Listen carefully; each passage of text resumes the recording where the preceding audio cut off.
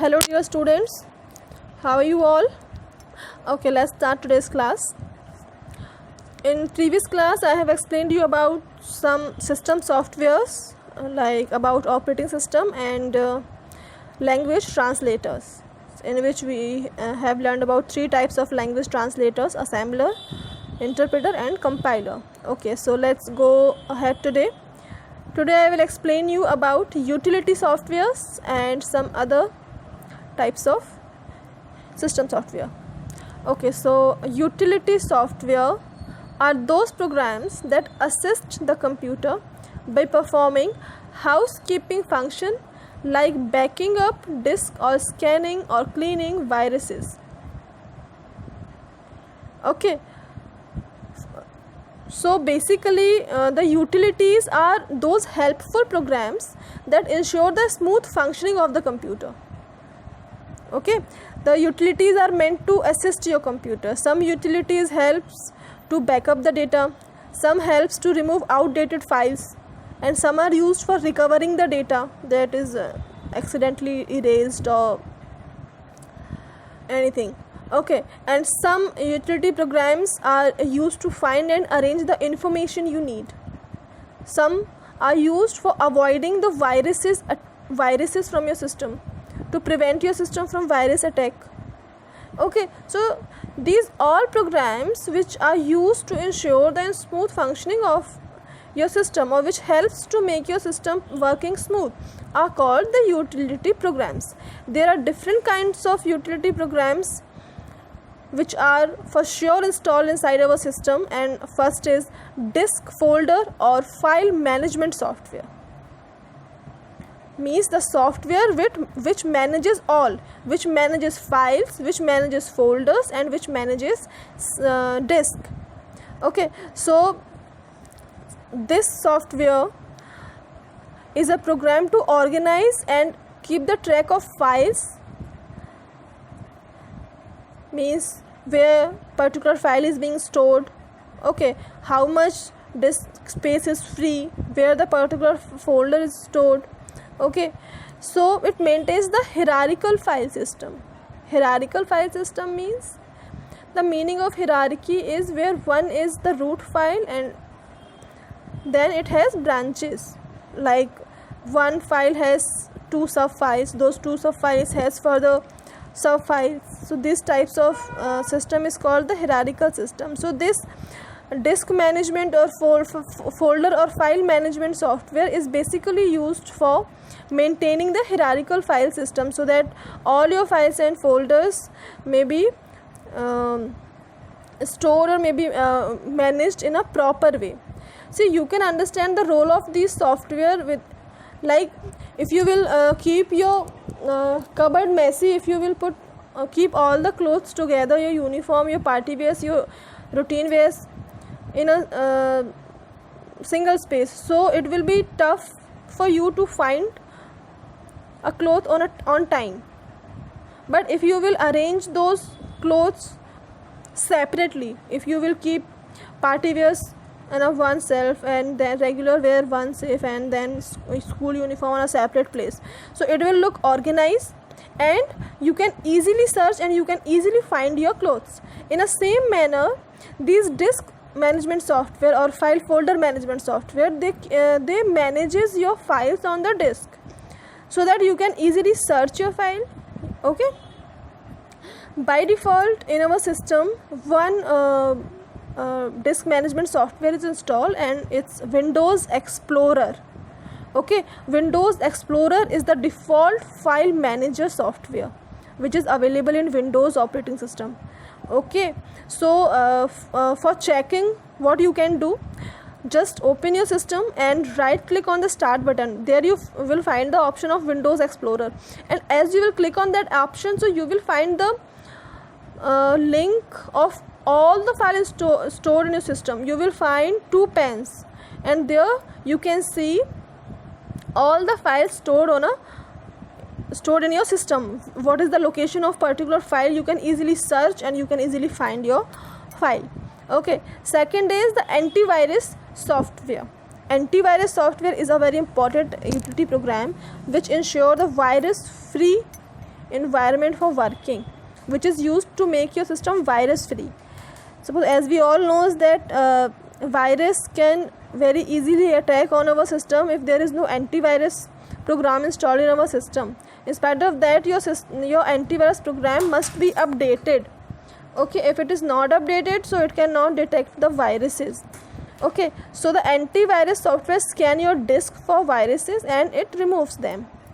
Okay, if any virus is found, so it removes that virus. So these softwares are used to make your system virus free, and obviously if your system is virus free, so it will work properly. Otherwise, if it is virus affected, so it can make different kinds of problems in your system. It can decrease the size of your file, it can corrupt your files. There are different types of viruses which works in different kinds to harm your system. Okay, next very important software is encryption or decryption software. These two terms are new for you, so you can understand encryption and decryption as encoding or decoding. Encoding or decoding. One simple example I am giving you that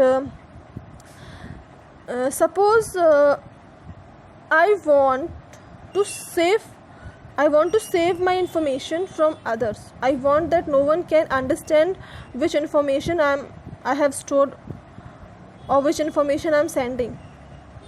So the best option is to change the format of the information, is to encode the information. Suppose I want to send the message 1 2 3, okay, and I want no one can read my data. I want to save it, no one will be able to understand what information I am sending, like 1 2 3 I am sending, so nobody will be able to see that I am sending 1 2 3. So what I can do, I can send A B C instead of 1 2 3. So A represent 1, B 2, C 3. So you are getting my point. Like instead of 1 2 3, what I am sending, I have changed the format of my information. Anyhow I have changed. Okay, don't take burden how it is changed. I'm going to explain now. Okay, so anyhow I have changed the format of my information. Now it's ABC.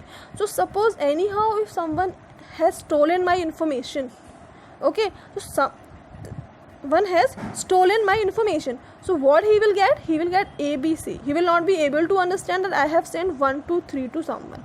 That 1 2 3, it may be my account password, it may be my personal information. So to save your information, okay, to secure your data, encryption and decryption softwares are used, and basically it is used when you are using internet. Okay, so basically the encryption refers to the conversion of electronic data into another form. Okay, because online transaction is the very common task nowadays. In a single day, number of online transactions happens. The account information or the data travels through the internet, and many a times we found that someone's account is hacked. That much money is withdrawn from particular account. So it happens when someone hacked your information, or they stole your information from the internet. So for preventing these types of things, for preventing the unauthorized access of data, the data is converted into another form. So that is called encryption. And when we encrypt the data, so it becomes the cipher text. It is called the cipher text. So when we encrypt the data, when we change the form of data, so it becomes the cipher CIPHER, cipher text. It becomes the cipher text.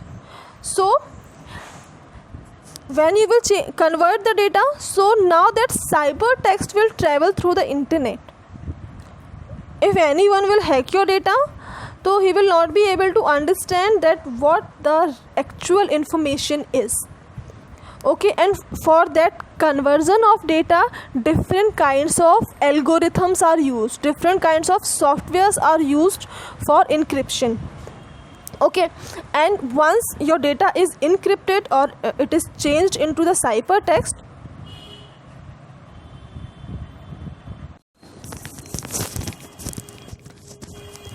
so when it will send to the destination point or to the receiver, so again it will be decrypted. So the ciphertext will become the plain text. Your original information will be found at the receiver point. Okay, so some kind of encryption and decryption softwares are LastPass, BitLocker, okay, 7-Zip, many are there. Okay, so next system software is device drivers. Device drivers are used to provide interface between operating system and hardware. These system softwares are required when you use any other peripheral device with your system. Like suppose you connect a printer with your system. Okay, so after connecting that printer, you will not be able to use the printer, because for your system doesn't know that which type of device you have connected, what is the working of that device, how to use that device. So for that you need to install the printer in your system, and you need to install the driver of that particular printer. Okay, only then your system will able to understand that okay, this particular device is connected with us, and this is the functioning and how it's work, what the device is. Okay, so now system softwares are done. In the next class we will discuss about application software. Okay, so that's all for today. Take care of yourself. Bye.